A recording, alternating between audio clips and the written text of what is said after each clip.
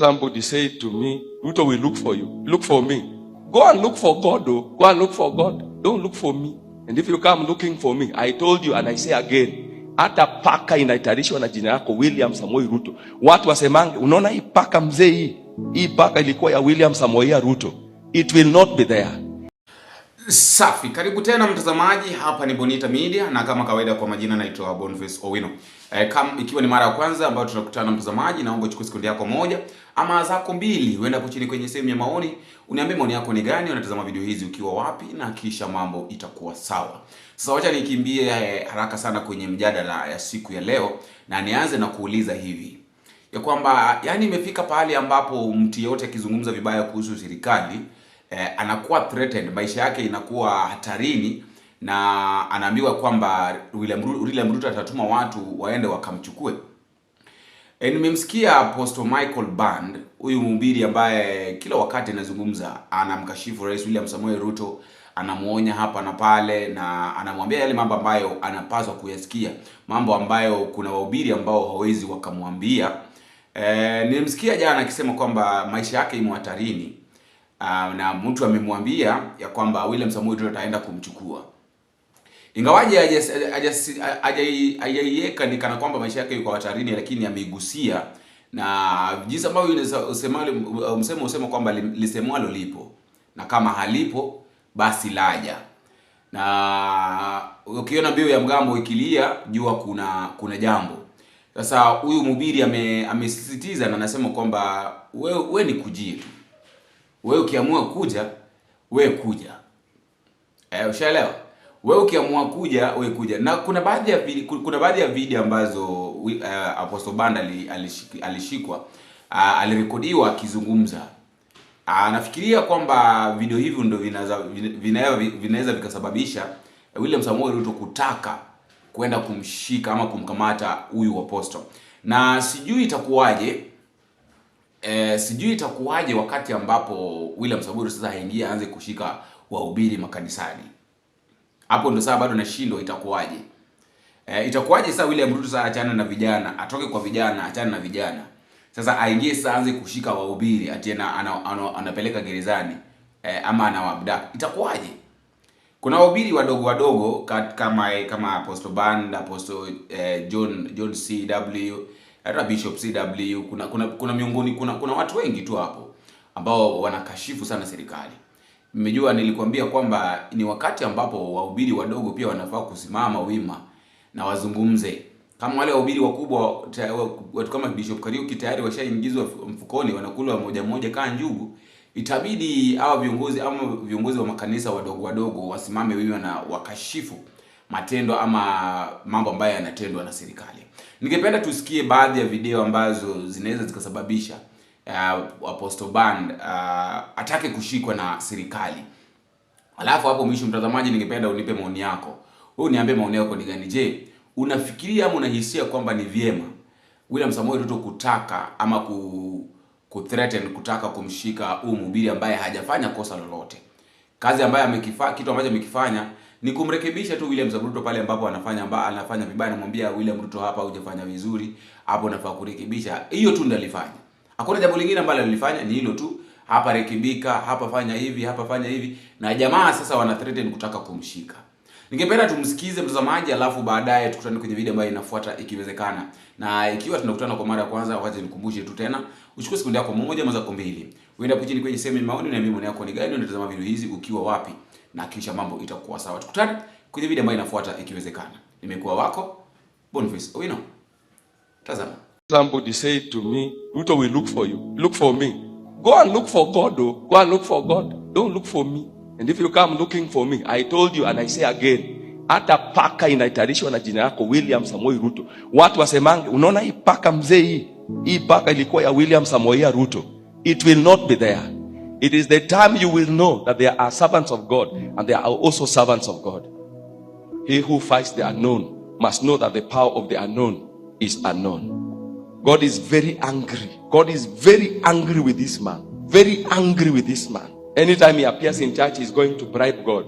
Oh, nimekuja na milioni 5. Hata tunaye basi hapa. Sie mwenye alikubali huko Bondo, huko Homa Bay alikubali ataachilia watu.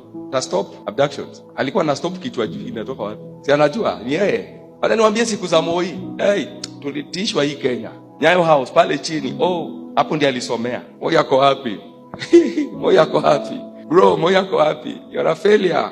I saw Ruto shuffling his cabinet again. I've said though, and I'll continue to say, all of it useless. Kuna kitu hapo. I want to talk to the people that were appointed. William Kabogo, Lee Kinyanjui, Mutai Kagwe, and Muridhiga, and Kempi Gutura.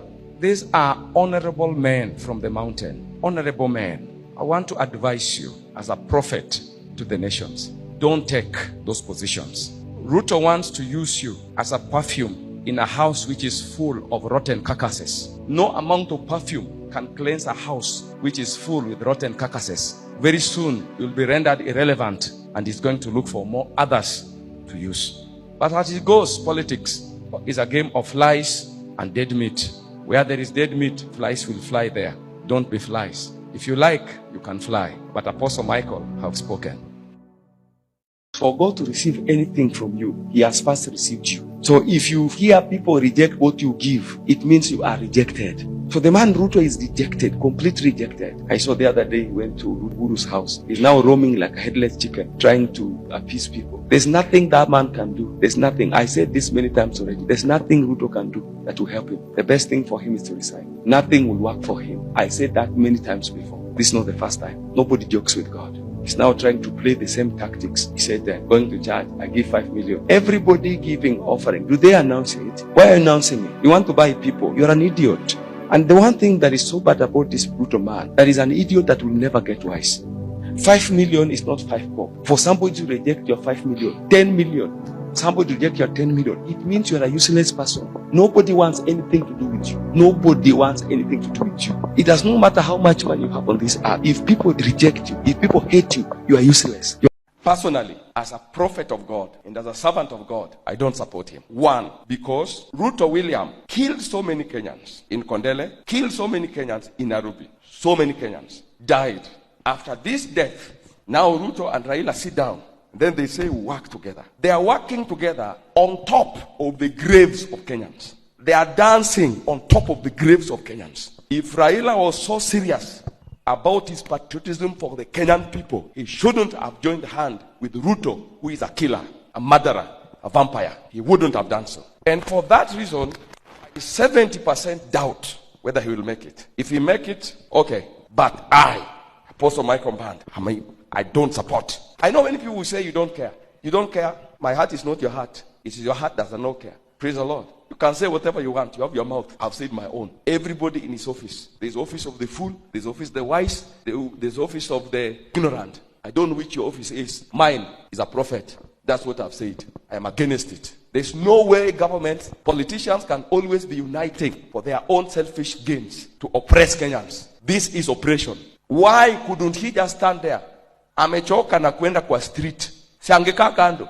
Awache wale wanataka kupigana wapigane. Anaingia pale kukat deal ya nini? Na cut deal na mtu ambaye ni devil worshipper. Ruto is a devil worshipper, disguising himself as an angel of God in the church. Very nonsense man. Very evil, wicked man. Wickedness, even if you look at him like this, wickedness is written all over him. The other day he came in a vision. He was begging me to agree with some of things. I told him I don't agree. And I left him seated there and I went. I can never agree with Ruto. Not on anything. Raila goes and unites with him. I pray that he fails at ACU. If he succeeds, okay. That's his own problem with his family. It is his salary. I don't care. But my prayer is, Apostle Michael, that he fails in that quest. We cannot have politicians that are chameleons, always changing like this. They are getting richer and richer, and Kenyans are getting poorer and poorer. Nonsense. Very nonsense. They should have left Ruto to perish because Ruto tried to play God. You can never play God. I said before and I say here again, no amount of interventions will help Ruto. You can never play God. And you cannot dance. You cannot dance on people's blood. You cannot drink people's blood. You can't do that. Now he's back on top of cars going there. That's all he knows. Kutangatanga tu. Huku. Hakuna kitu huyu mtu anajua. Ameharibu kila kitu. Kila kitu ameharibu. Mtu aliambia Ruto ati Ruto ni genius. Alikudanganya. Alikuwa anataka pesa yako. You have nothing here. Nonsense. Na bado kiboko ya Mungu inakuja. Tatuangwa vizuri. Think you wise. Nonsense man. Clueless. Rudderless. Pointless. Resign bwana, toka hapo. Nonsense.